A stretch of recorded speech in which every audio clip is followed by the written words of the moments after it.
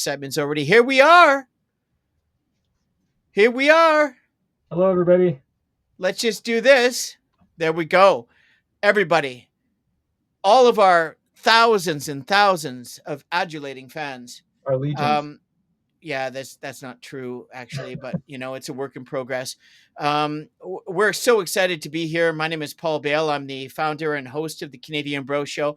We're exceptionally happy, proud, patient to have one of my favorite human beings, aside from Johnny, of course, my co-host at the most, as our guest tonight. And it's been a while. I've been trying to get Mr. Richard Goodine from the Goodine Group on the show for quite some time, and it's been challenging. The challenge, of course, is my budget sucks. I really don't have a budget, and I just lean on friends that I've known for 45 plus years and try to use them as much as I possibly can from our own gain. In the meantime, it's really I Johnny has no idea who he's sitting next to. This man is a legend. He is one of, if top 1% of the best restaurateurs I've ever worked with. The first iteration of my employee background was in the hospitality industry. My mom got me dishwashing at Tuesdays in Kerrisdale when I was 9 years old. She cut off my allowance, and I said, how am I supposed to eat Slurpees? What am I going to do with myself? And she goes, well, you wash dishes at my restaurant. You got to be there at 7 a.m. and it's going to be hard, and we're going to underpay you, and we're going to ask you to do everything. I went, okay. So she taught you work. Oh yeah. And 28 years later of my first job, I'm so happy to have our guest. It's so exclusive. Richard is very entertaining. He's very witty. He's very funny. And he has basically, this is the premiere interview series. He'd be interview number 4, of which we're trying to incorporate. We are incorporating into the Canadian Bro Show, the first iteration. All things Canadian with Pauly and Johnny. Hey. Welcoming the talent, the legend that is Mr. Richard Goodine. Dude. Totally Canadian, eh? So, well, nice to be here for sure. Like, we're going to do a tour of Canada now, talking about some of the differences between the provinces if we have a chance. Is that also possible we could get into her? He's from Newfoundland, apparently. No, I got to correct it there. Everybody, I'm going to tell you right now, everybody pronounces it wrong. It's not Newfoundland. It's Newfoundland, Labrador. I stand corrected. Yeah, NFLND, Labrador. Newfoundland, Labrador. But I will tell you, one thing nice about Newfoundland is I lost my virginity to 2 sisters in the same night, which was awesome. Yeah, it took turns. They weren't willing to share, but it was good. St. John's, Newfoundland, in the back of a semi-truck at out of a bar called Strands at 16 years of age. The funniest thing is I was given this ID, and the guy on it was about 270 with blonde curly hair, and I was about 135 pounds with dark hair. But they still let me in, and away I go with the sisters out to the truck, and welcome to Newfoundland, bud. Hope you're having a good time. Tell me where to, and I'll come here at. Your autobiography, if you decide to write one, will not be boring. That's for sure. I already got the title. It's called The Severe Fairyland Tangent. Oh, wow. Yeah, it's based on a weekend in Banff Springs and almost getting arrested. But, you pull out the credit card, you pay for the damages, and they let you go. That's how she works, bye. Wow. Some things never change, Johnny. I want to correct Pauly because he said 28 years ago. Just for the record, 34 years ago. Wrong again, Paul. Was the time we were working together. And this guy would zip through a section in a restaurant, and if somebody asked him for an extra steak, I don't know where he kept it, but he pulled it out of his pocket. So he actually worked for you. Oh, he was one of my bitches. Well, actually, let me quickly. I first met Richard at the Cannery Seafood Restaurant when I was busboy in 1981, 82. For a bus cannery? Yeah, I was a bus slave, but they paid really well back in 1981. I was making $80 a shift back then. That was a lot of money. Yeah, and Richard was actually, no, it was when I was leaving as a busboy and starting as a lunch server at the cannery. And Richard, because the reason why that's the case, he's 2 years younger than us. And when I first met him, I was like, this guy's just fucking relentless. And it was one joke after another. And I loved the dude from the first time I met him. And that's how we met. And that was 1981, 82. Wow. And then shortly thereafter, we worked We all worked for Bud Canke because Bud Canke was a legend restaurateur in Vancouver at the time, and everybody needed to work in the best places where to make the most money. And Richard ended up working there. I worked there very briefly. I worked at Confetti's, and then Richard and he actually hired me at the Fish House in Stanley Park in the early '90s. So we're going 10 years ahead. And I'll never forget the interview. I don't think he remembers it, but I do. And we sat down and he looked at me and he goes, "I cannot believe this. After all these years, you're here. Why would you want to work in this place with me?" I said, "Well, first of all, I didn't know you were the manager. Second of all, because you're the manager, that's why I'm here. When do I start?" And he just laughed, and I worked that night.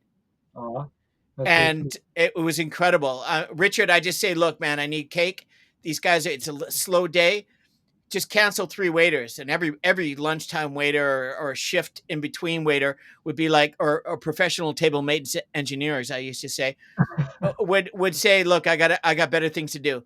I'll take the sections and run it." And when Richard was talking about his open thing, is we had these what do you call them? When you're a chef in the kitchen, you wear a apron. Yeah. We had the killer shrimp aprons, baby. Oh my God, they were those incredible. bomb.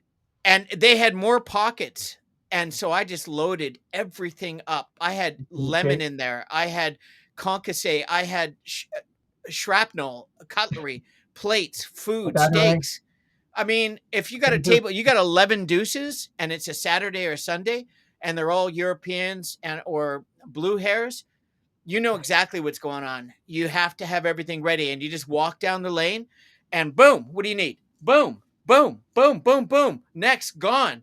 Second, like a human vending machine. Boom, what do you need? I'm telling you, Richard just loved it. He just come over and he goes, "Anything I can do for you?" I said, "Yeah, water on all 11 of these tables. Let's go." And what was it? Well, hang on. What was our official tagline of that restaurant as a team? Oh shit, I can't remember. We'd high five each other every busy night, and we'd always say the same thing. In space, no one can hear you scream. And the first word is the word "go." You remember that now? Well, no. Go hard or go home. But "let's go" has always been one of my monikers because for me in basketball, in hospitality, any job, it's let's go. And when you go, that's it. So anyways, getting back to it, this show's about the legend. Richard, how did you find yourself going into this industry? Like, what happened? You just woke up one day and said, "I want to have..." Can I just interject? Did you always have an entrepreneurial spirit, like ever since you were a boy? Did you always have that feeling that you wanted to be a part of this industry? Oh, no. Well, I didn't know that I wanted to be part of this industry. My dad had a catering truck, one of those places that drove around and dropped off coffee and shitty burgers to people who've been working in construction sites all day. So we had a commercial kitchen in the basement. And I grew up in this small town in northern New Brunswick, where it's mostly known for its hunting and fishing. Because of the way they talk, they're hunting and fishing for the letter G, because they never have it at the end of their sentences. How you doing, visiting, coming, going, but there's never a G at the end of the sentence. So anyway, I saw all these little stores in town. These hunters and fishermen would come. They'd get booze and they'd get ice, and then they'd be like, "Well, we need to get a snack." So I started making sandwiches at 12 years of age and selling them in town. Wow. And then I saw that there was a demand for ice, and then my dad, I got him to help me buy an ice machine. And then I foolishly enrolled in a computer science program at the University of New Brunswick. And I spent 3 hours in class and I quit. And I had a secondary opportunity to go to an interview in the hospitality industry. And I remember vividly, they said to me, "There's 360 applicants and 35 will be accepted. Why should we accept you?" And I looked the woman straight in the eyes and I said, "I have photos." And then I said, "No, I'm not kidding. I'm just joking." And then That's what he did. And she's like, "You're hired." And then I got into the hospitality industry, and the rest is kind of history. And in many ways, I'm not joking when I say it. This business for me has been kind of a fairyland tangent, and it's taken me on tours around the world. What do you mean by that? I never would have experienced the things I've experienced in life if it hadn't been for the hospitality industry. Some of that I cannot repeat on this show today. Some of that is fine because I think we already crossed that threshold. Well, the statute of limitations on some of it is over. Well, he's just being modest. Some of it, I would say most of it. Yeah. What brought you to Vancouver? I was living in Alberta for the Olympics, and I was getting ready to host the '88 Olympics, and I was working at a hotel that was the host hotel for all the Alpine events. So literally for, I don't know, a month and a half solid leading up to and during the Olympics, I would walk over in the morning and I'd have coffee and orange juice, and it'd be like Pirmin Zibbergen and Maria Valitzer and Peter Mueller. Or one of my best was I was really a little bit still drunk from the night before, and I walked up to the table with orange juice and coffee, and I said, "Would you like coffee?" And they both said yes. And would you like orange juice? And I poured them orange juice. And as I turned around, it struck me, and I looked back, and it was literally Christopher Reeve and Lois Lane. It was Superman and Margot Kidder. And Johnny. so I'm losing my mind right now, Paul. So it was January, Olympics were coming in February, and I thought, well, I'm going to go to Vancouver for a week. And I left Calgary, it was minus 36. And I got to Vancouver, and it was plus 10 and sunny. And there were guys in dresses driving around in convertibles with balaclavas on because the weather was nice. And I thought, oh, isn't this special? So I decided to move to Vancouver like 6 months later. Wow. Yeah. Well, we're lucky to have you. Yeah, well, there's not everybody would agree with you there, but I'll let you have it. When did you open your first restaurant? In 1988, I started at the Cannery, and then in 91, my very first restaurant in management, I opened the Fish House in Stanley Park, or as we called it, Le Moisson de Poisson dans le Parc Stanley. And Très bien. Je suis Canadien. Merci beaucoup. L'angle. Oui, absolument. Esti collé tabarnak. And it was so funny because if I look back to then and now, the ironic thing is there's some things that haven't changed, and there's some stuff that has changed so drastically that us old dogs go into restaurants and we don't even recognize what's going on anymore. Can you give an example of that? Well, when guys like Paul and I started in the business, I'll take smaller places. The commonality was the waiters would do a lunch shift. Lunch after 2:30, the lunch was closed.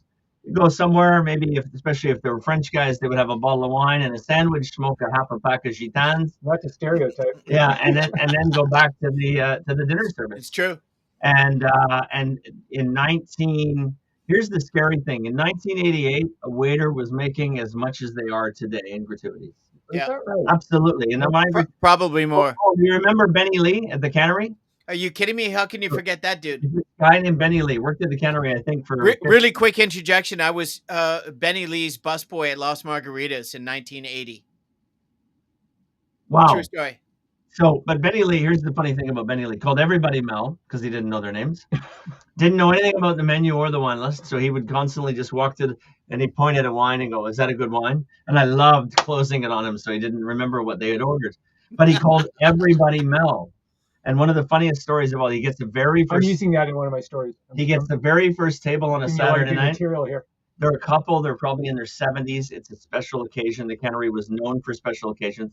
And Benny Lee walks over and he puts his glasses. They go, "Good evening, Mel. How are you doing tonight?" And people go, "Very good." And he goes, "Can I get you something to drink?" And they both said, "Can we just get a cup of tea?" And he slaps them both on the back and goes, "Sorry, Mel, we don't do tea," and walks away. It sounds like Faulty Towers. And he comes back 5 minutes later and goes, "I'm just kidding, Mel." And so at one point, this woman raised her. She goes, "Why does he keep calling everybody Mel?" And I said, "I don't know. We just call him Benny." And she said, "Is that his name?" I said, "Nobody cares what his name is, to be honest with you." Well, why didn't you fire this guy? Because what's that word? Oh yeah, union. That's right. Yeah. Okay. Yeah, and Benny, by the way, had a 50-year career in the hospitality industry. Is also another legend. And he owned like 9 houses too. That's the funny part, right? So that's what I'm saying. The money that they were making in tips back then. But yeah, it was a different time. Restaurants were, I mean, they were a whole other culture. And if you've never read the book Kitchen Confidential by Anthony Bourdain, it gives you a little bit of a snapshot on the kitchen side. But front of the house, like there is some stuff that's happened in restaurants that is absolute fairyland tangent. Like it's crazy. Yeah. How many times have we had someone we've worked with and you walked over to them and said, "Are you going to make it through the shift?" Because they've been out drinking martinis all afternoon. And literally they'd make it through the shift. Sometimes get the best tips of all because they were in such a good mood. There you go. Well, and because they were so incapacitated, you had to do extra workload, and they had to throw you an extra few bones. And not only few bones, is in order for them to finish their shift, you'd have to bring the cocktails and hit up the bartender, whoever that was, and feed them. And of course, the other stuff that was going on. Sometimes cocktails are not enough to get through that shift, especially if you're doing a double, if you know what I mean. Well, Have you seen the Saturday Night Live skit from a few weeks ago with oh shoot, I just lost his name. He's a pretty controversial guy these days, and he talks about John how Leister. no, bigger guy. He's on Saturday Night Live a lot lately, but he talks about how autism just clipped him and his family had autism. No, you know what I'm talking. Shane Gillis. So There you Shane go. Gillis does this skit where he's talking about dealing with depression, and it's a new medication called Couple of Beers. And then he That said, works for me. and when a couple of beers doesn't work, ask your doctor about a little bump. So he said, couple of beers and a little bump, and everything, you're through with your depression. And that was the restaurant business. Like Yeah. there were waiters, I'm not kidding you, who could be at a table putting on a flare. Customers were laughing their ass off, having a great time, and that waiter was legally and completely intoxicated. I guarantee Yeah. you. Yeah. Yeah, Wrecked. And yeah. and we, not to decimate any reputations of many places, we won't No say name. names, but at the cannery we were doing 600, 700 covers on a summer day. The bus loads of the tourists would come in, and we would turn the entire restaurant 3 times, sometimes 4. And it's pure pandemonium. And how they operated that, Bud Canke, it was a finely tuned machine. But the famous, I think it was called Black Monday, Richard, if I remember correctly, something to do with the tourist coupons, the Yeah, 2-for-1 coupons on entertainment book that yeah. were popular. And so the whole thing was that, you probably know it better than I do, but I I was a busboy, so I never partaked in any of that activity. And it was a wipeout of the industry. It literally wiped out dozens of restaurants that were taking advantage of this situation. And the cannery was that. And instantly, within 24 hours, some of the best, most charismatic, fun, professional table maintenance engineers I've ever worked with were gone. It was honestly one of, for me, there is a screenplay there, Johnny. You know what I mean? Use your Okay, writing right. talents and talk about the industry and what Richard and I know in the industry. There is a movie there that could be Oh, better than anything else that's that's ever a good done. that's a good segue for my next question, which is, what is your favorite movie about the hospitality industry, or which one more honestly reflects the reality of your industry? There you go. If you have one, or Wow, a TV show. that's a really good question. For me, because my favorite, mine's Casino, right off the top of my head. Oh, okay. Wow. You know, Casino's not a bad call at all. Yeah. Big Night with Stanley Tucci is a very good movie. Yeah. It's a bit dark in that he's trying to save his restaurant. So that's one that certainly stands out. Good actor. I can tell you what movie is not indicative of the realities of the restaurant business, and I refer to it because I think it's probably the worst movie ever made. Is The Cook, the Thief, His Wife, and Her Lover. Oh, Oh man. yeah. Horrific movie. Yeah. But I will say Very gruesome movie. there's two that I go to that are fairly new, and I really love them. One is Burnt with Pretty Boy Bradley Cooper, but hands down, the one that I think says what it should be all about in the business that we're in is Chef with John Favreau. Favreau. I've watched that movie probably 6 or 7 times. Okay. And it's Yeah. about, there's that scene where Dustin Hoffman says, "You'll make what I tell you to make." And there's something real about that, but then there's something real about going out and making street tacos with your kid who you've lost all connection with because you work 16 hours a day and your last hour of your day is some drunken asshole giving you a hard time over this Yeah. steak was too small, Yeah. you Yeah. know? How And do you and feel with difficult customers like that who complain? You just one, can't. one sec. I gotta say, there's one film we talk about. When I first saw it, one of the earliest ones from a guy that went to Kitsilano High with Johnny and I, is probably one of the most popular Canadian actors working today, Ryan Reynolds, in the movie Waiter. No, don't know that one. Yeah. Have you seen that? Oh Yeah. my Many God, times. it's Yeah. so real. Yeah. No, I like when the girl is a real bitch to them and sends back the food, and Oh I yeah, mean, that doesn't really happen in restaurants, but yeah, listen, I'll tell you, there's a lot of people in the hospitality industry that I think have every right to say to me what the washroom attendant did when I arrived here, and that is, let's just say, make it clear to people that you're not happy with their behavior on a regular basis. yeah. But it's changed so drastically. People used to go out to dine. People go out to eat and socialize now. There's no dining anymore. Really, Yeah. take a city like Vancouver. You got a handful of restaurants. They've got Il Giardino.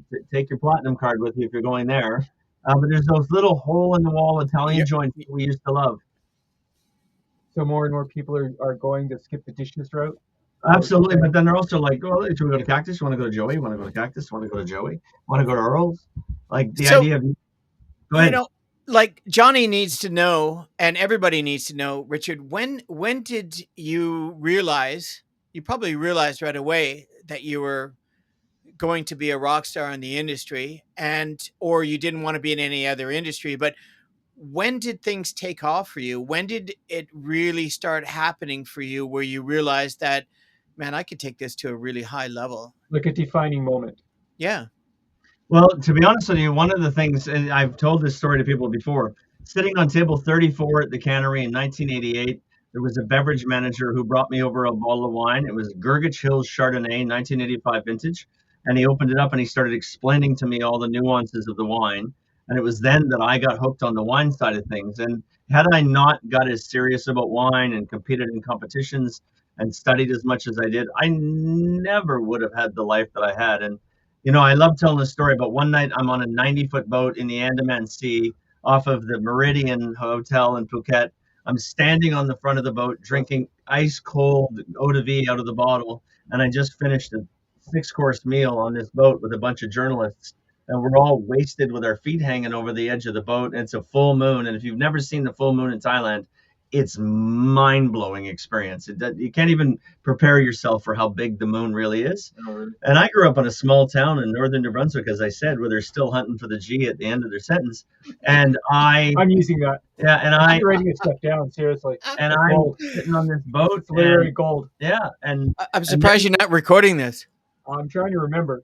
then literally, I'm not It's kidding. recorded, bro. A year later, Yeah.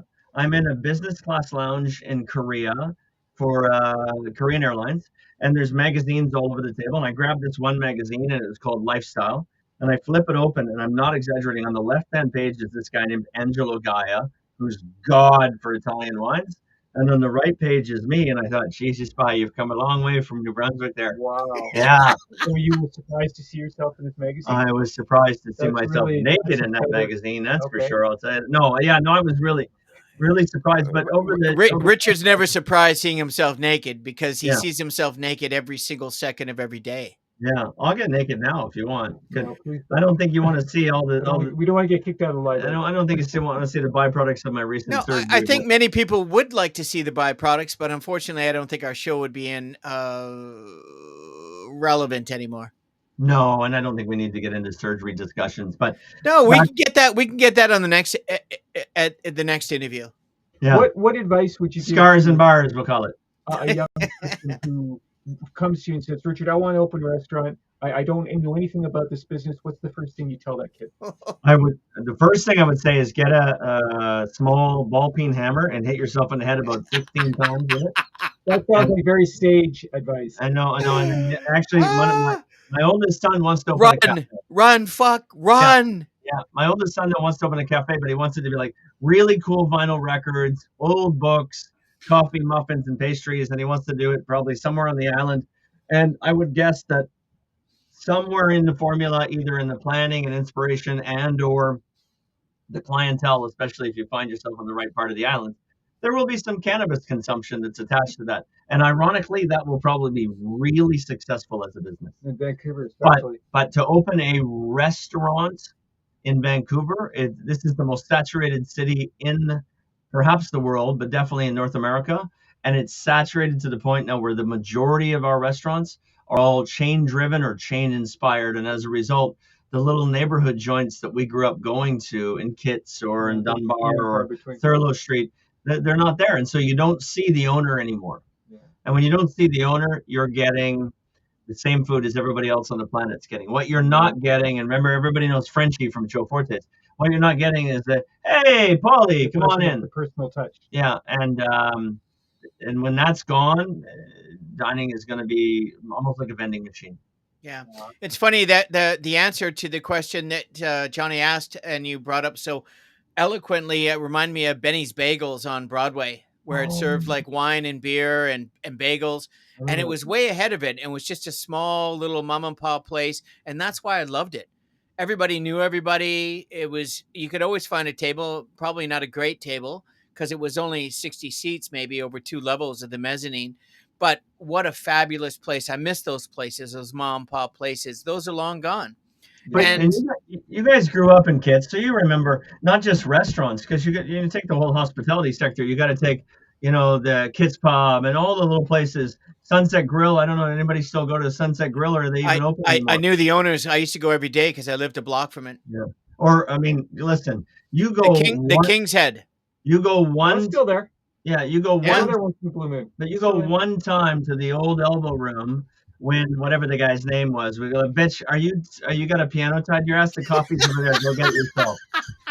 Help me search my physical well-being right Are you? now. My hands Oh, get going. You want and me to speak Italian? I speak Italian for you. No problem. Bella, no, but Bella, he was like that. He would just lay into you just to see how much you could take. Yeah. apparently. Wow. But I mean, it's changed. Now because of the saturation, we can't get away with the things we used to get away with. So 1985, I worked at the famous Algonquin Hotel in St. Andrews by the Sea, and they had to put by the sea because if they didn't, nobody would find it, right? Even though it's like it's right, I mean, it's right there. Um, and The of course, Atlantic Sea, if I remember correctly. the Bay of Fundy, the fastest rising tide in the world, which is Latin for run. Anyway, but I was working at the Algonquin Hotel, and the chef one day, I was 17 years of age. I was the only person allowed to speak to the chef. Nobody else was allowed to speak to chef. So a waiter comes and whispers something in my ear, and chef looks at me and goes, "What?" And I said, "Chef, somebody wants ketchup on a table." And he says, "What table?" I said, 10. He goes, "Show me where table 10 is." So I took him out. I pointed at table 10.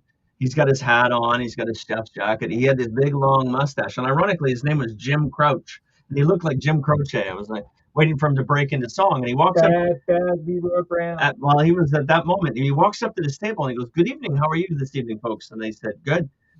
He said, "May I ask, what do you do for a living?" And the guy says, "Well, I'm a dentist." He goes, "Oh, did you have to go to school to be a dentist?" And the guy says, "Well, yeah, of course." And the chef's, again, very calmly standing there, goes, "Did you also go to culinary school?" And he said, "No, I didn't." He goes, "Well, I did. Here's your effing ketchup." And he slammed it down on the table. You do that in a restaurant now, you're going to get Googled, TripAdvisor, Open Tabled, Yelped, and Is whatever that really a to bad death thing, though? Is that a bad thing? that people can now say whatever they want. Yeah. Well, why is that Yeah, bad? but they It's don't like okay. they don't like. I'll give you another example. And I opened a very famous steakhouse in this city. I won't say the name of it, but on Alberni Street, and it's got colors in it.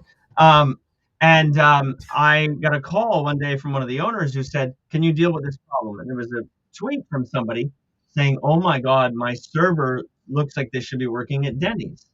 Now I don't know if the owner was That's asking not a me good compliment to me. I don't know if the owner was asking me to go and save the service, but I went over and I gave the customer royal heck, and I told them to finish up their bill and get out. Oh, wow. And they said, "Why?" I said, "Because you're just shaming one of my staff. You're a rude and ugly person. Get out." Okay. So, yeah, I think the social media and all that part of it has gotten to the point where it can really damage us. But I think at the core, what I'm trying to say is the small little independent, "I love you as a customer. I'm so thankful you've come in." It doesn't exist as much as it used to. And now that it's gone, it's a little bit sad for some of us older folks who like to go and, Yeah. Luigi goes, "Hey, how you doing, buddy? Nice to see you. This Yeah, time, go and to the washroom, please." I know the establishment. I know the person that called him quite well, and I won't say those names either. But it's a time when the hospitality industry was totally different than what it is right now, and I don't want to bypass the story because Richard's got so many great stories, and I before I just move forward, I just want to say that, and maybe we can touch on it before the end of the show. We got another half hour or whatever, or hour. We got an hour, which is Yeah, great. we're good until 5. Is um, the decimation of the hospitality industry and the restaurant industry is largely, there's so many contributing factors, Well, but I we mean, don't want. technology is another factor. You walk into McDonald's now, and you don't need someone to say, "Do you want fries with that?" Yeah, I You mean, get- as successful as McDonald's is, I wouldn't say that's really a good indication of the hospitality industry. It's corporate, it's franchise, it is none of that food's real, right? Hardly any of it. We're talking about from what used to be the hospitality industry and a career or a trade that meant something and you could make a good living to what's happening right now and it's corporation and so on. But in the meantime, I want to talk about the evolution of this extraordinary individual who I'm so happy to be friends with for so long. We have so many experiences, mostly good and some bad.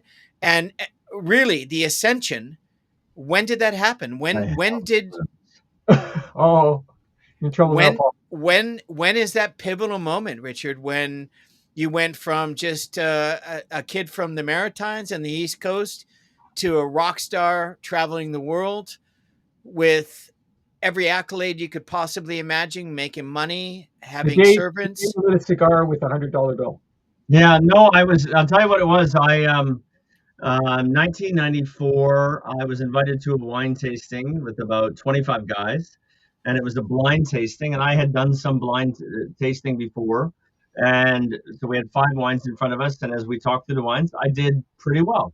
I mean, I out of the four or five wines, I felt pretty comfortable, and then I wasn't too far off the mark.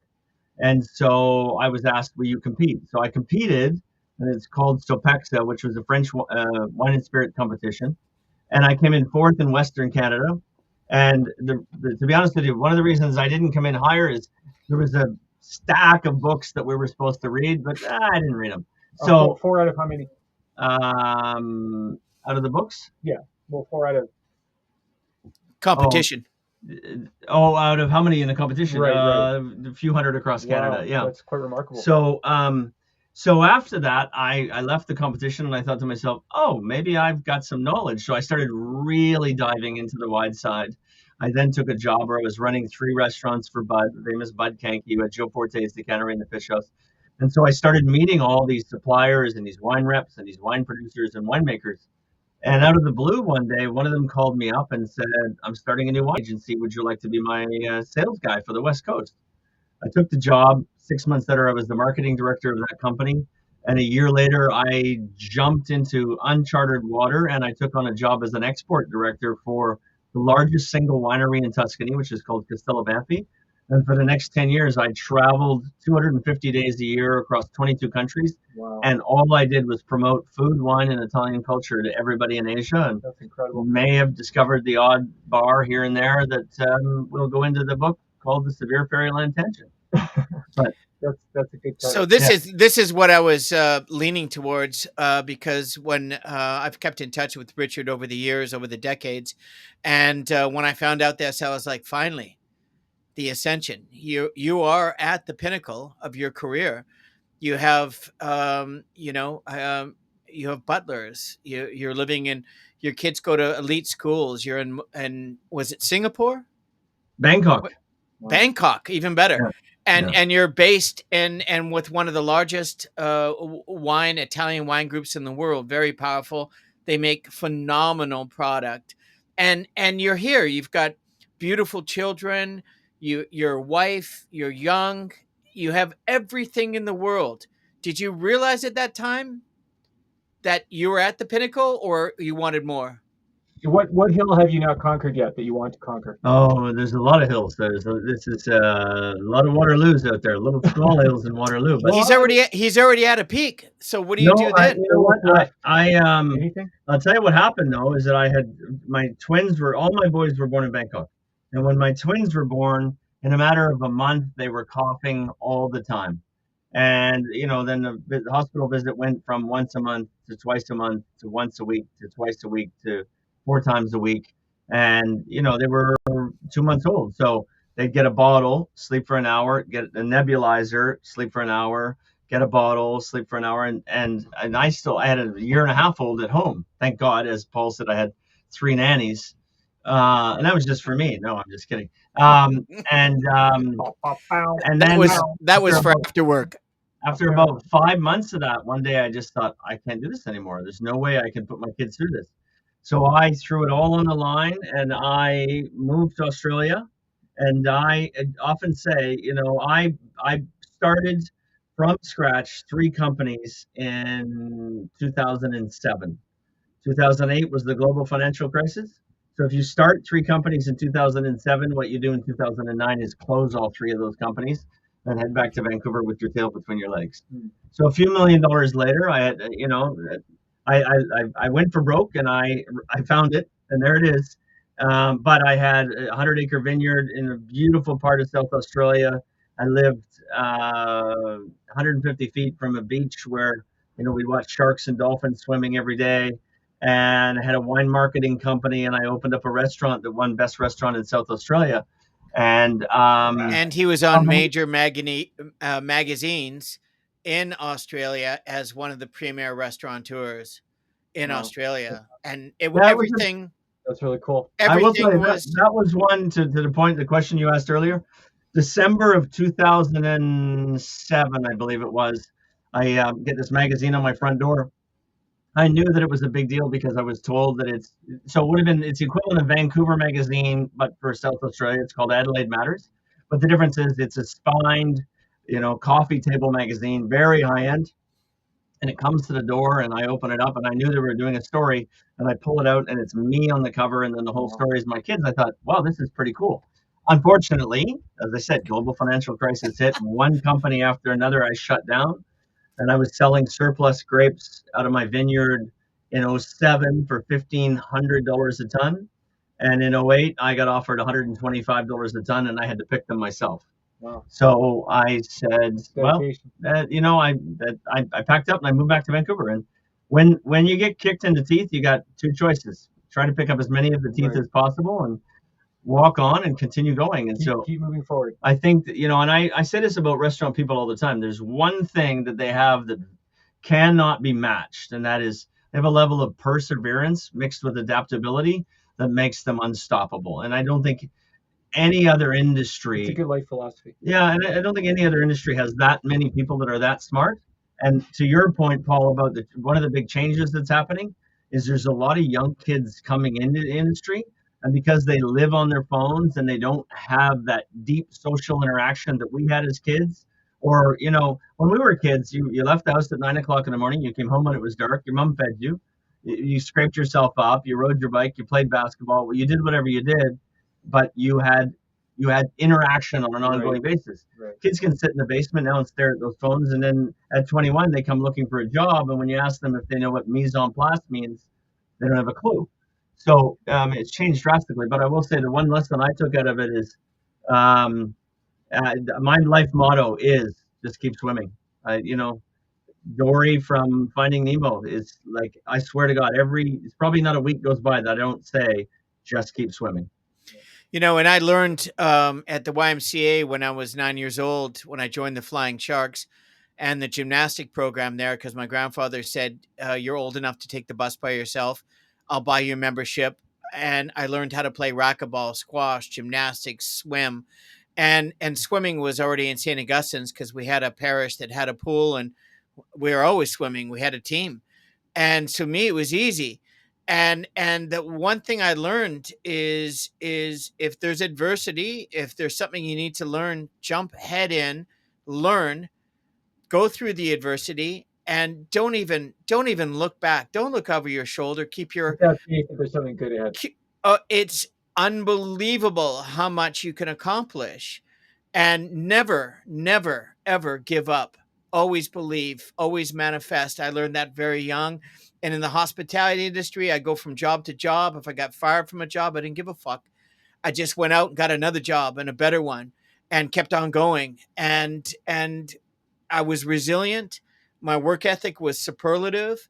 And when I had the pleasure of working with a professional like someone like Richard, which is not often, believe it or not, it was coming to work was a joy because you're surrounded by like-minded professionals that understand how to be a professional and what you need to do. And it's not that different from being just a regular human being, but it's work. It's hard work. It's hard graft. And kids don't have that. Generations, they don't have it anymore, Richard. They just don't want. The millennials, they just want to vacay. They just want to social me. They want to be specialists at nothing. Well, I'm And going to if I can, I want to tell you two things that I think are relevant and for me in my experiences. One is, I had the opportunity as a result of the success I had in Asia to be at the table negotiating a joint venture deal with the family that at the time, the patriarch of the family was the fifth wealthiest man in Asia. And I'm not enamored by his wealth, but he was certainly very successful and owned all the Shangri-Las and all the Coca-Cola factories and number one producer of edible oil in all of China. And they like fifth wealthiest man in Asia. That's all I need to say. So I'm sitting and having dinner one night at his house. He's got him on my left and the gentleman who started the company I'm working for on my right, in his own right, probably a billionaire. And we're drinking 1982 Mouton, which is a $5,000 bottle of wine. And I thought to myself, again, small kid, a small town boy from New Brunswick, I'm not going to be in this situation very often. So I said, gentlemen, I have a question for both of you. And they said, what is it? I said, what's your number one piece of advice? And both of them said the exact same thing to me. Don't let your ego get in the way. So if you have to stand up, wrap up your knee and take a job you don't want because you got bills to pay, shut up and just keep swimming. If you got to figure out that table 34 is an asshole, shut up and just keep swimming. And that's the single greatest thing that I feel is missing today is the ability to figure stuff out. And the reason people don't figure anything out is because they can go, hey, you know who? How do I wipe my beep? Yeah. I mean, perfect segue, because my whole point about bringing up the YMCA was the swimming club, the Flying Sharks, was not only how well you can swim, but nobody can swim forever. You need to be able to tread water and take a break and grab a moment and realize what the situation you're in. If you can swim and then you have a jammer and you drop, by treading water, you can take a look at the situation and survive and know what the next steps you're going to make. It's much like the hospitality industry. You always have to be prepared to understand that it's dog eat dog, and if it doesn't work out, you need to be able to perform at the next instant.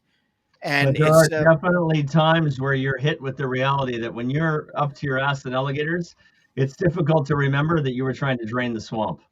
yeah. Right? So, I mean, you figure out how to navigate tough times. I'll tell you something. I have for the past 10 years, whenever I go and I start managing a new team, I start with a bunch of philosophies that I share with them so they understand how I think. Some of them are really funny. Some of them work really well for me. But the one thing I always open with is the opening line of a poem from Rudyard Kipling. And the poem is called If. It's my favorite poem of all time. And it's really what it's like to be a man. But the opening line of the poem is, if you can keep your head when all about you are losing theirs and blaming it on you. And that's what I always tell everybody that works with me, is that that's the attitude we need to live by. Because at the end of the day, I mean, certainly in hospitality, we're not saving lives.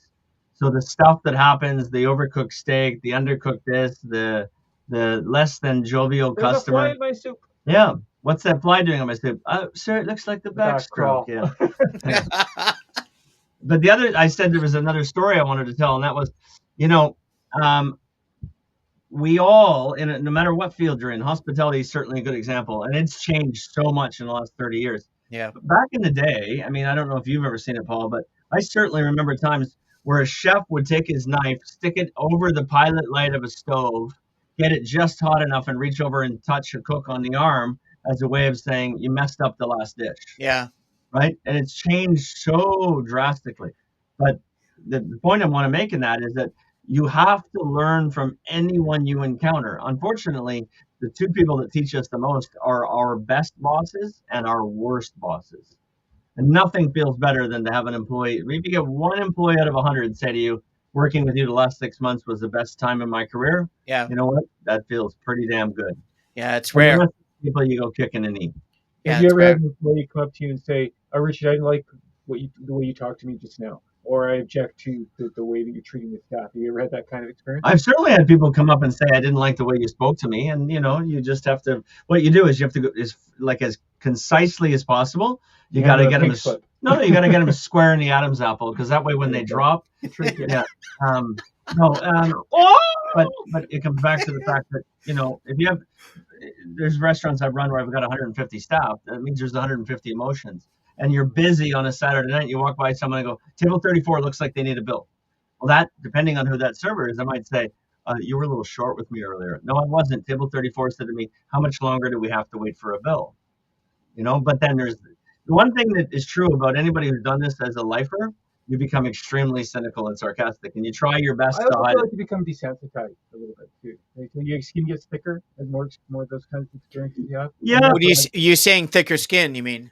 yeah, you become more immune to that kind of stuff. I feel. I yeah. think it's exactly what he just said. Really. Yeah, yeah. Well, I mean, listen, at the end of the day, I hate to say this, but people are kind of horrific overall. First of all, they're incapable of thinking for themselves. And just watch. My favorite experience is going on a flight because I literally walk around the airport going, "How'd you find the airport?"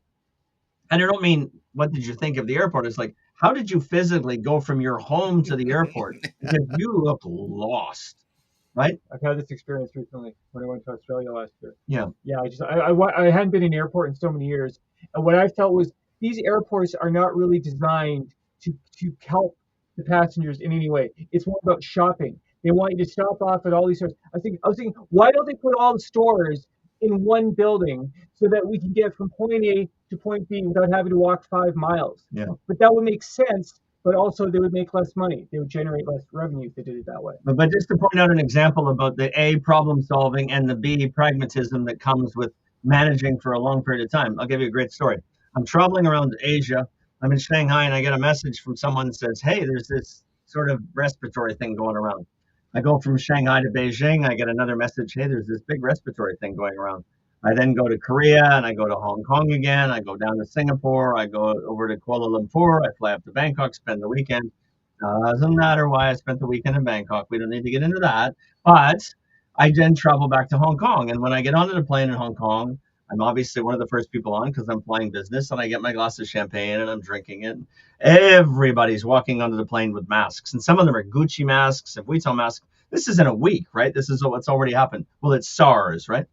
Flight attendant comes up to me and she goes, excuse me, Mr. Goodine, I know you're one of our super elite, but you're not wearing a mask. And I said, no, I don't have a mask. She said, would you like one? I said, no, I don't really want one. She said, but don't you notice that everybody else on the plane is wearing a mask? And I said, yeah. She said, aren't you nervous? I said, why would I be nervous? Everybody on the plane is wearing a mask. And so I enjoyed the rest of the flight drinking my You're champagne. too logical for this world. Yeah, and like, so the restaurant business will change you if you spend as much time in it as I have, as Paul did for a long time. It will change you to the point where you are guaranteed to be cynical, but at the same time, it can also make you extremely empathetic. Yeah. And sometimes the empathy is that you really feel sorry for people when you see that I've noticed that more and more people bring their personal problems to work. That used to be more sacrosanct when I was a young man, I feel. Hey, whatever was going on in your personal life, you left it at home, you came to work. And I just find that more and more people are I've noticed this for years now, they're bringing their personal issues to work and sharing with everybody. It's usually not something positive, it's usually something soul crushing, and it just affects the whole workplace morale. Well, the thing about the restaurant business, and I say this all the time, is that every single one of those people is a character. I mean, you've got 10, 15% that just kind of walk around, clear plates, and do whatever. But the rest are personalities. They're very closely interacting with each other, not sitting at desks doing administration work. So as a result, there's a human element to what people do in the restaurant business that is astronomically higher than any other job. And as a result, you get to know all the ins and outs of people, especially as a leader. Sometimes that means, like, I got a text from an employee last night at 1 o'clock in the morning saying she thought a bartender was a little bit too direct with her. Maybe he was, maybe he wasn't. I wasn't there, but when I sit down with her, I'm probably gonna say, when you can keep your head when all about you are losing theirs and blaming it on you, because it's not the end of the world. What did he say to you? Well, he said, I've already made whatever it might be. Okay, well, let's bring the two parties together and let's solve it. And at the end of the day, the human side of us is changing drastically as a result of technology. And we in the restaurant business have been doing it as long as we have, see it firsthand. And it's fine sometimes, but other times it's just plain ugly and disappointing. Yeah, very much so. And Johnny, good time to tell Richard what you've been doing for the past 30 plus years. Okay, well, I've been working security, believe it or not, since 1985. I want to say my dad used to run the Pinkerton's Detective and Investigation Agency back in the day. And then in 2019, I became a self-published author.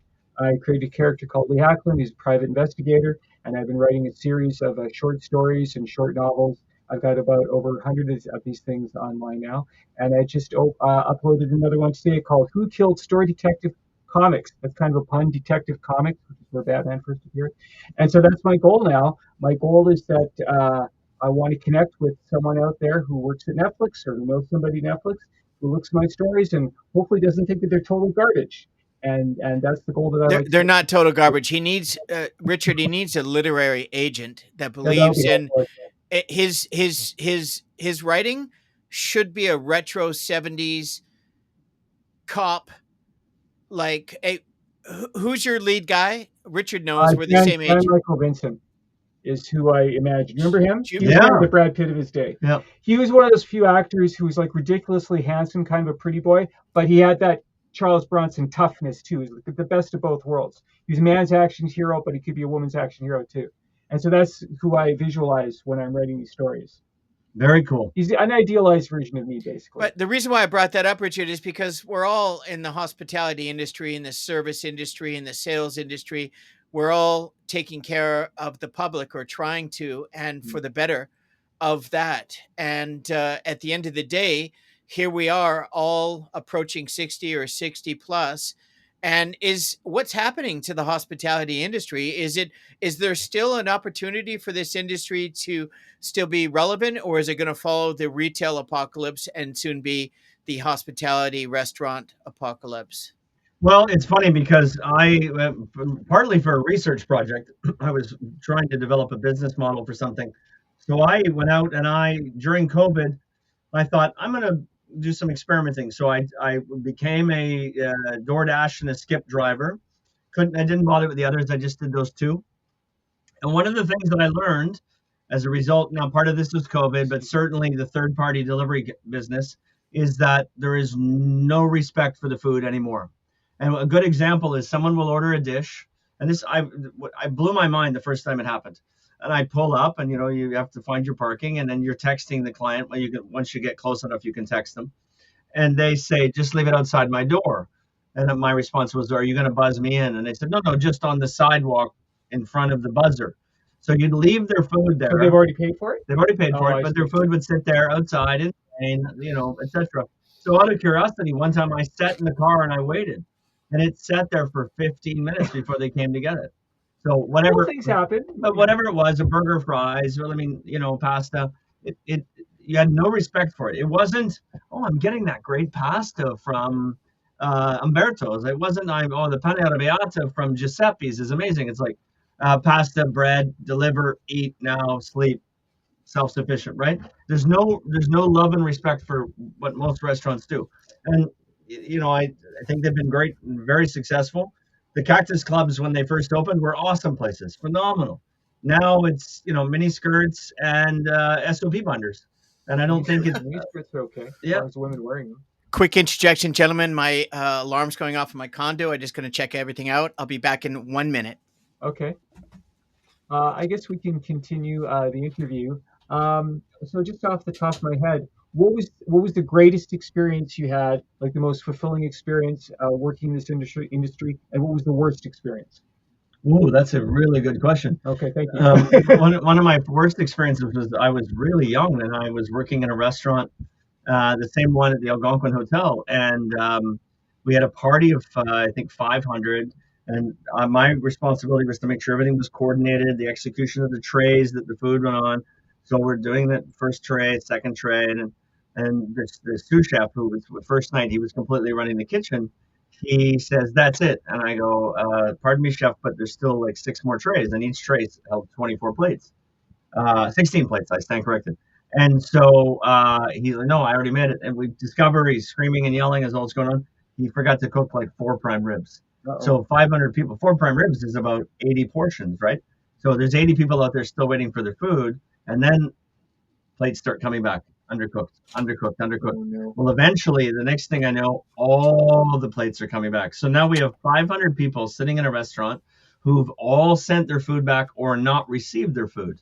I asked Richard what his worst experience was, and he's yelling at the story. So this Swiss chef starts throwing knives at staff in the kitchen because Oh my God. the wheels are coming off. Okay. And on top of the steam table was this pot. It's about this big around, and it's filled with hot stock, the jus. And he kicks it, and it goes flying across the room, hits the ground, splatters everywhere. Well, meanwhile, Perfectly reasonable behavior. the host of the dinner of 500 people comes in, and there's chaos in this kitchen. And he walks up to me, and I'm telling you, at 17, I looked 12. So he looks at me and he goes, "You're not in charge here, are you?" And I said, "No." And he said, "But you look like you know what's going on." I said, "Yep." He said, "It's not pretty, is it?" And I said, "No." He said, "Are we going to get fed tonight?" And I said, "I don't think so." And he said, "What do you suggest?" And I said, "At this point, as much as it's going to destroy our night, I'm thinking room service." So by then, the duty manager comes. He's trying to appease the guy. And he literally, I mean, he's got 500 guests that are not getting fed. And finally, he looks over at me and he points at me and he goes, "See this kid here? I'm going to take his advice." So they all go up to their rooms, 250 rooms, all order room service at the same time. So, needless to say, the kitchen got destroyed. Yeah. Every single guest staying in the hotel that entire weekend had free stay, free rooms, free food and beverage, free everything. Yeah. Yeah. So then that was at 17, and that was a pretty good introduction to the restaurant business. And that's probably one of many thousands of stories you could tell. And the alarm went off in our building because we're located 3 blocks from the Vancouver Library at the Stadium SkyTrain station. Our building is attached to it. And apparently, the location of our building is close to the free spirited junkies that like to use the alleys of the downtown core. And occasionally, they accidentally set off alarms. Oh, that happened in the Um, library one time. no, but well, Johnny used to be a security guard at our building, but this time it wasn't. It wasn't a junkie.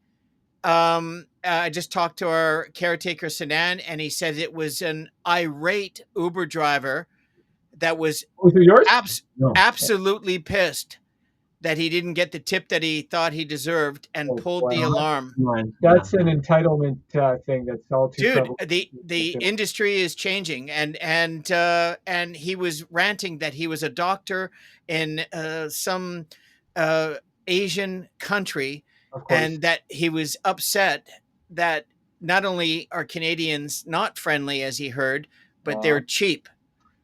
Boy, playing And the world's violin. yeah, that's complete. It's complete. That never happened.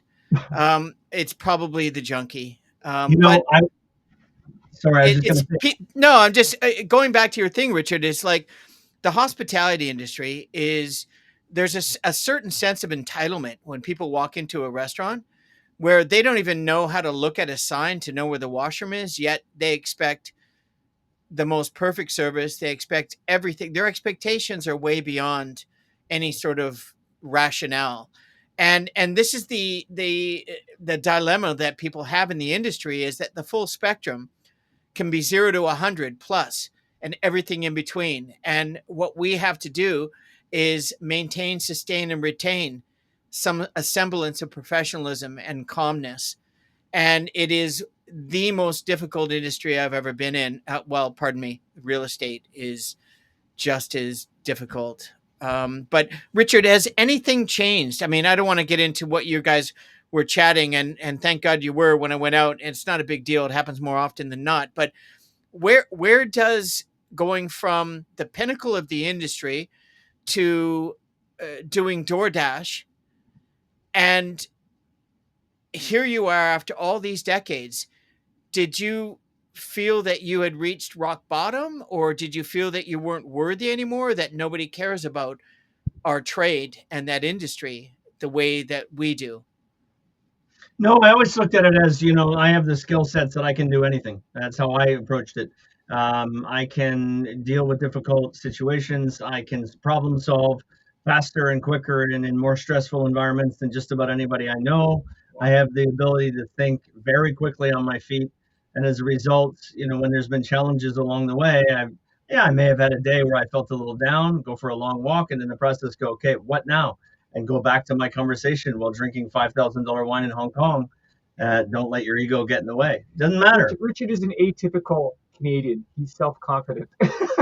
Well, when I moved back to Canada from Australia, I remember I was talking to a lot of wine producers because I was trying to find my footing. And I went out and met with a bunch of restaurateurs, and a lot of them said you should have your own business. And I met with wine people trying to see if they wanted somebody with my expertise to help take them into Asia. But I remember saying to a lot of them, and John Skinner from Painted Rock was one I said this to a lot. His wines are his Syrah, the best Syrah made in Canada, hands down. But I said to him, as Canadians, we have one major flaw. Although, thank you, Donald Trump, for changing that. And that one major flaw is our general approach to everything is we're number two. We're number two. And, to all of a sudden be as confident and strong and independent and free thinking and stand up for ourselves as we are, it's phenomenal. And I think the one thing that's going to come out of the crazy orange pumpkin headed freak and all of the things that he said is that Canada is going to be a stronger country than it's ever been, and it's going to become a more independent country than it's ever been. And I hope we do shake that. I really do hope we stop thinking we're number two. Yeah. I never actually thought that Canada thought we were number two. I thought because Canadians are so apathetic and overly friendly and kind and generous and really just incredible people. At least that's the country I grew up in. Things have changed a little bit in the last decade or so, but I agree with that entirely. And Mhm. I think the resilience of the Canadian spirit and the synergy of being Canadian and being proud Canadians will outtake anything, and this is what's happening right now, and it's overwhelmingly obvious that 85% plus of Canadians do not have any interest whatsoever in being annexed by the diaper wearing orange fat blob psychopath that is trying to take over and demolish democracy and eliminate the constitution of that once great country still is. At the end of the day, we need to focus on Canada. And I think we've forgotten that. If you look at what's happened in the last decade, Canada is not near the pinnacle it was, top five country in the world. And in 10 short years, the ineptitude of all levels of government has rendered us weak by people like the person you were talking about, Richard, and others like minded. And at the end of the day, we need to, as a nation, come together. And if you're going to vote, 28% ain't going to do it with 40 million people. You need your voices heard, and we need to get our country back. And at the end of the day, this episode's still about you and your journey. Here you are after all these years. What have you learned? What is new and exciting? What is going on in your world? How is your world? I understand that you've had some challenges And you in want to in talk the about that? Your health? No, of course, yeah, I don't have a problem talking about it. My world's good though. I mean, I really, one of the things that I've had a lot of friends say to me is that perseverance is the word they most attach to me, and I Yeah. take that as a huge compliment. And I think, there are things that happen that you don't want to happen, and there are times when things don't go exactly as planned. I was supposed to go in for a brief surgery in January. I was told I'd be there about 3 days. Then I'd be a couple weeks recovering, and I was in the hospital almost a month. I was out for 8 weeks, and I've got a whole lot of little frustrating things that I won't get into that are, weren't expected in the original complications of the surgery, and I have to have another surgery in 6 months. But from a perseverance perspective, it's taught me, you know what, I got a lot of things to be really thankful for in my life, and when I then find myself, back in a restaurant and someone comes up to me and they're being a difficult twat, and then I can, and that's French word, by the way, I can easily say to myself, this doesn't matter. I think the single greatest thing that the restaurant business does is, and then I go back to Bourdain because I think he was such a genius, is it teaches you to have a lot more humility than the average person, but it also teaches you have far much more.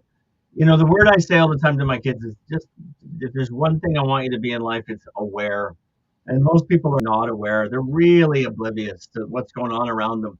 Yeah. And, did you see that yellow car, white yellow car? The one that just drove by you with the dragon flames on, like, so, I um, noticed that at Starbucks every day. There's a serious lack of mindfulness. I always get a large water, and I'm like moving it all the time because people like they're waving their hands or they have huge knapsacks on, and they don't have so many people, even our age. They don't have they seem to be going through life with like wearing the cone of silence from Get Smart. There's just a complete lack of mindfulness of the world around them. I love the quote. I don't have the crayons nor the time to explain this to you. Um, and I if you Magenta. if you spend 30, well, technically, if I want to take the time with my parents, I've spent over 40 years in food and beverage and hospitality, sometimes doing my own thing. I had a restaurant in Yaletown, had a very good experience with that overall, but I had some challenging experiences because I had a chef who apparently I didn't know when I brought him on board that he didn't like to be on any project more than 6 months, so he moved away to do some fishing up in the Skeena River, even though we put our names on the front door of the restaurant. But you know what? It made my skin thicker, and There you go. I don't, I watch Survivor. Not very often, but I happened to see an episode of it the other day. And other than the game playing and the crap that goes on with the mental side of it, if it was about surviving or the show, what is it, Alone, where you're out in the woods, Oh, I love that. I feel like I have the resolve to figure just about anything out. And when I can't, it'll be what kills me. That's how I feel about Yeah, everything. And I interesting. also believe that at the end of the day, the guy who's in your face screaming and yelling. I'll give you a good example. When I was running Black and Blue on Alberni Street, we moved to a 2 a.m. license. The very first night we moved to 2 a.m. And, it's a little different crowd. And I turned the lights up and I'm in the lounge to go, thanks, folks. Good night, everybody. All right. A little while later, I said, guys, that's it for tonight. As you saw it, I turned the lights up. Finally, at one point, I said, hey, listen, we really love you, but we're just not going to love you anymore tonight. And this one guy stands up and his name should have been Ricky Roy because he's in my face. What I don't know is behind me, all like 14 of my male staff have all stood behind me. All right. And so I don't know this at all. I'm looking at him and he goes, you know what? You're the type of guy that should be working at Applebee's. And I looked at him and I said, are they hiring?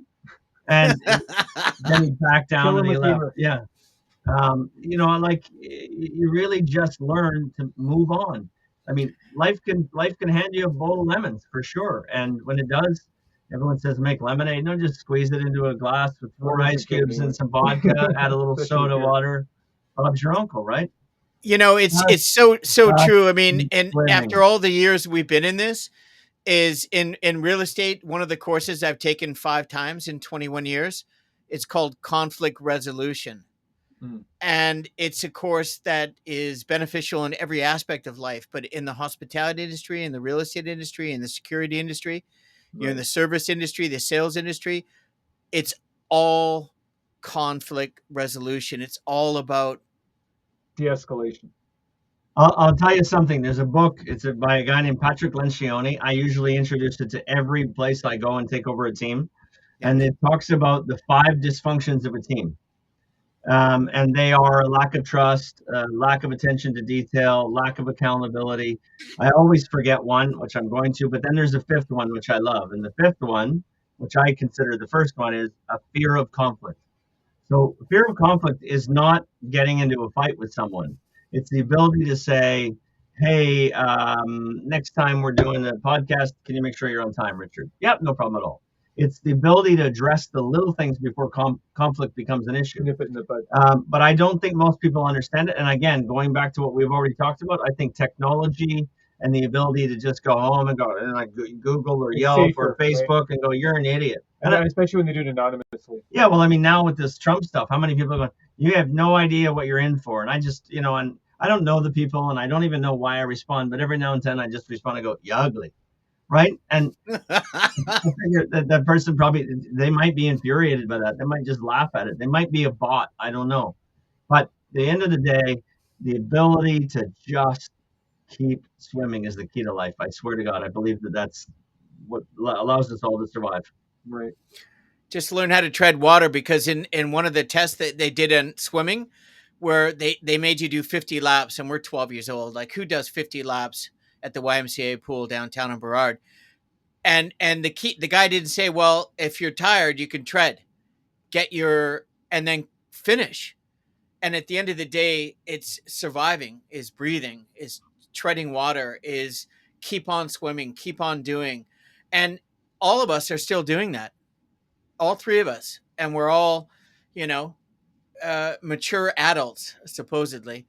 And at the end of the day, um, what do we have next? What do you have next, Richard? What's going on now? Are you working at the same place that you Where do you see were? yourself in 10 years? Yeah, what's going on?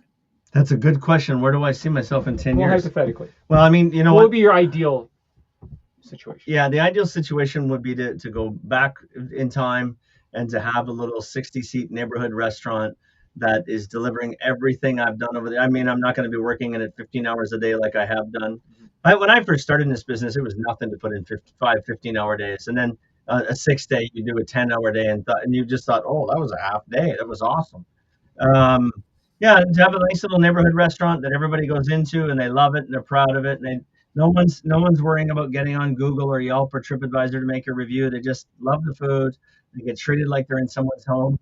And then I got a couple other little things that I'm working on that I think tie into the fact I love saying on a regular basis, we should just eat better. Everybody should just eat better.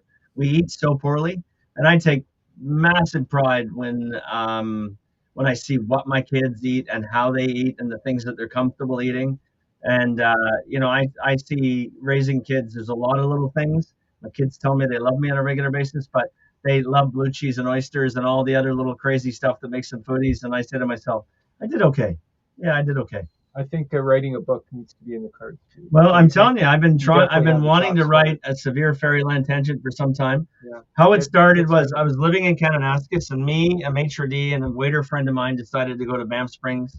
It's Lake Louise, Chateau Lake Louise, and we were working for CP Hotels at the time. So you got $25 a night for your room, and 50% off all food and beverage. So let's just say we left Kananaskis, stopped at Melissa's, which was quite famous in Banff, for lunch, and then ended up at the Chateau Lake Louise. And the rest of the night was kind of a blur. And the little pieces that fill it in were definitely a severe fairyland tangent with total naked strangers that we just don't even remember the names of, and laughs that we just couldn't have created if we hadn't been as crazy as we were. So, and somehow at 50% off food and beverage, three of us managed in one night to drop $800. So we were having fun. Yeah. I look forward to reading your books. Oh, thank you so much. What started are you? Are you on Facebook? I am on Facebook. I have a group page called Johnny's Way. Over 1,000 members now across the 1K. I don't know how many of them are real people, but yeah, I mean, I'd be more than happy to email you one of my short stories if you're Okay. interested. Also, if you go to my Facebook page, I read what I wrote into the phone, and I post videos of myself reading like audiobooks, like audiovisual books. Fantastic. Yeah, thank you so much. Yeah. I think this is an interesting thought for you. I mean, I say this about artists, but I don't know if it's true about writers. I said today that artists are very tormented and they need to take that torment and deliver it to It a is. canvas or whatever Writing else. is very therapeutic for me. Yeah, yeah. We're creating worlds that we want to live in. Yeah. It's a wish fulfillment. Yeah. So there's nothing wrong with being in Never Never Land, right? Well, with any good film, you need a good screenplay, and the talent that is on this show could probably create a screenplay that could be made into a film very easily, if there was the opportunity to do so. And the opportunity is really, it comes down to, you know, what are you doing now? Where do you want to be? And that's a question we ask every day we wake up. Do I want to be in real estate for the next 10 years? I don't know. I really don't know. I do know that I love being a part of the Canadian Bro Show and this podcast. And I've been talking about it for over 15 years. And to be able to have this come to fruition and make it happen, with this will be our 60-second video in 9 months ish, is that's the best thing that's happened to me since I recently turned 60. And I look forward to it. And to be able to have a couple of chaps like you I've known for the vast majority of my life, and to be able to share these experiences and these stories is really what I'm looking forward to. And of course, the wife wants me to be a letter carrier at Canada Post to get the extra pension for the next is that 5 her years. idea? Well, I mean, it's one of them. Yeah. She just wants me to contribute, and it's not like I'm not contributing, but this is a contribution. This is something I care for immensely, and to be able to have these stories shared with a couple of chaps like you is incredible. And this is the our fourth of the interview series, Johnny, and looking forward to many more. But to be able to have a good old friend like Richard Goodine join us from the Goodine Group. Richard, do you still have the Goodine Group, or was that something? What is do. that? It's Do more of you a wanna explain that? hospitality and brand marketing company. Yeah. Yeah, So yeah, absolutely. I like creating brands. I just am launching a wine at the moment that I blended with a winery out of the Similkameen. Anthony Gismondi just gave us 92 points for it, so we're pretty Wow. happy with that. It's a pretty good wine. Yeah, Congratulations. We're yeah, doing that in order to raise money for there's a charity called the British Columbia Hospitality Foundation for those people in the business who don't. I mean, when you're a waiter, you don't have benefits, you don't have insurance, you don't have those types of things. So the BCHF is set up in such a way that somebody gets sick or ill and they don't know they can apply, get sometimes two, three, four, $5,000 to help them get through a month or two.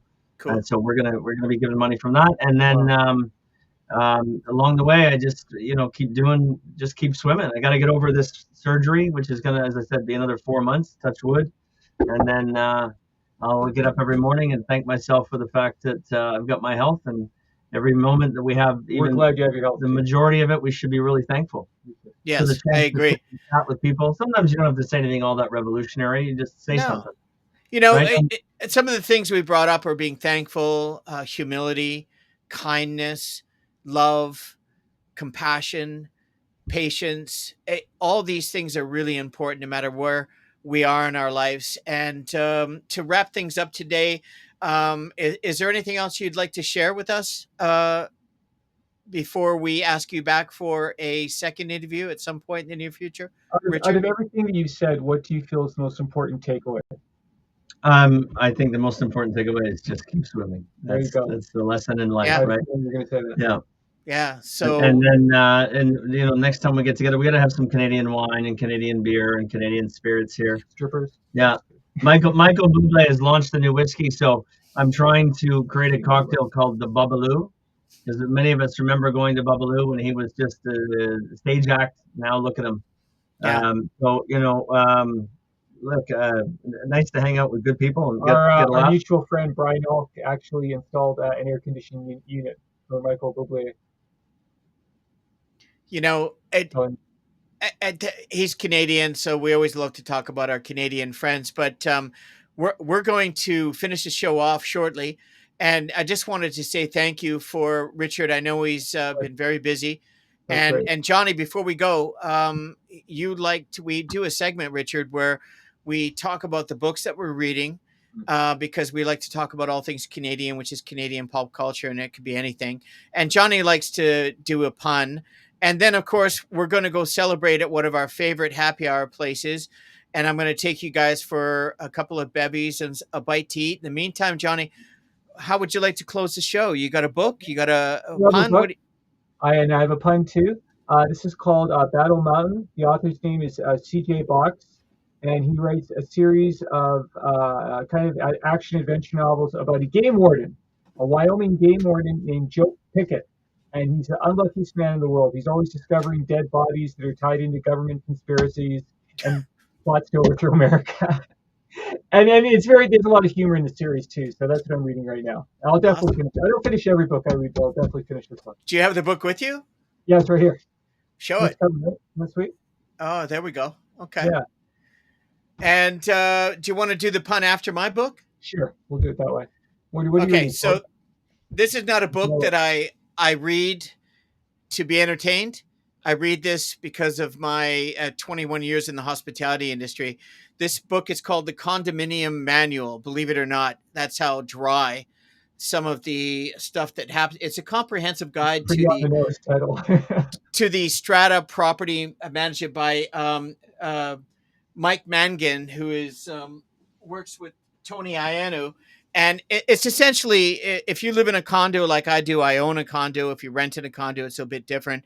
But strata is something that was very popular in the 20th century, and it's a very much a challenge, and there is a show coming on the third iteration of the Canadian Bro Show, which is going to be Paul Bale, all real estate, all Canadian real estate with Paul Bale and guests, which I will do a huge breakdown on strata living and what's happening and the impending strata apocalypse. And this is not a doom and gloom scenario. Oh, not These at are all. real life scenarios that are happening in Florida, Toronto, and Vancouver, the pre-sales market. I'll get into it, but It's a book. I only read it to just educate myself on stuff I already knew and forgot. But in saying that, Johnny, do you have a pun to end the show I today? do. Okay, here we go. Hold on to your seats, fellas.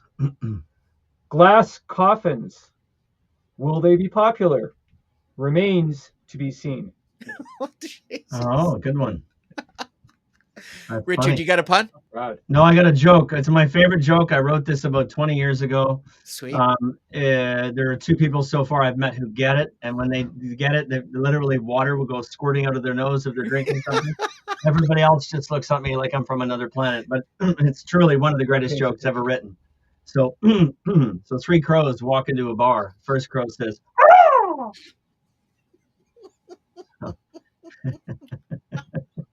right? That's it? Right? Get it? No. Yeah. What else can a He's crow say? Johnny. I have the benefit of actually hearing this Yeah. a What else couple of can a times. crow say? Yeah. The first time I didn't. I was like, okay, so you're gonna finish it? Yeah. Yeah. But I keep thinking there's more. There's Well, more, right? you got to keep them wanting more, Johnny. Keep yeah, them wanting yeah, more. it's exactly it. It's exactly Yeah. it. Anyways, our time is almost up, guys. Mm. Thanks again you, for Richard. having, patience is a virtue, they say. And to finally have the legend, my old friend of 45, 46 years, Oh, go Good things easy. are worth waiting for. Go easy. Richard Goodine. Well, Johnny's 52 years. But I was just telling my wife earlier today, and she's an agricultural science major from Rome. And I said, well, hard to beat that. But I have a garden. I've been cultivating my garden for my entire life. And she looked at me and she was like, "Oh, what bullshit is coming out of his mouth now?" That's my terrible Italian accent. I said, "I've been cultivating long-term friendships my entire life, and I'm not the greatest gardener, but I value those long-term friendships like I would if I was an adequate gardener. And two of the people in this show are people that I love, respect, and care. And thank you both for joining me in this journey. Thank you, Richard, Paul. all the best with your health, happiness. Well, you're a legend. We pray for your And help. thank you kindly for sharing this, and hopefully we'll have you back because you have so much more to offer and so many more stories. This has to be our And funniest show, hands down. honestly, the probably in the top And most five. illuminating.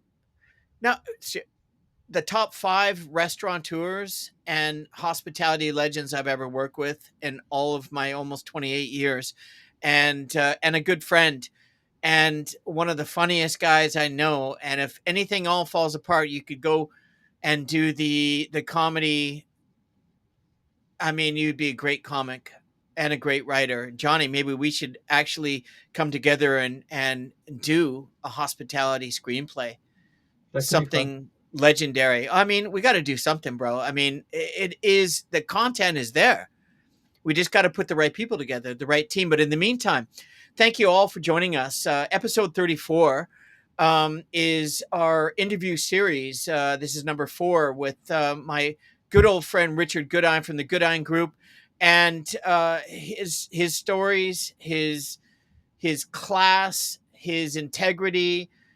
One of the most amazing people I've ever met in my life. I'm so proud to call him a friend. Johnny's the same, Paul should be your tearing agent. up a little bit. I think so. Yeah. We're going to go out and just thank you for joining us and Thank you so much. sharing. That was really great. And if you enjoy the content and you like the Canadian Bro Show, we're growing. We've had about a 7 to 10% growth in the last 3 months, baby steps, and it's happening, and we're getting there. And thanks again for Richard Goodine joining us, my co-host of the most, Johnny. And it's Paul Bale, the founder and host of the Canadian Bro Show. We look forward to seeing you. We are Thanks going to for be watching, signing everybody. off. Thank you, Johnny. Thank you, Richard. The best hour and 24 minutes I have had today. Thank you kindly. We will all see you sooner than later. Signing out. Peace, Cheers, love, and everyone. happiness. Take care. Be kind out there, everyone. It's Keep free. swimming.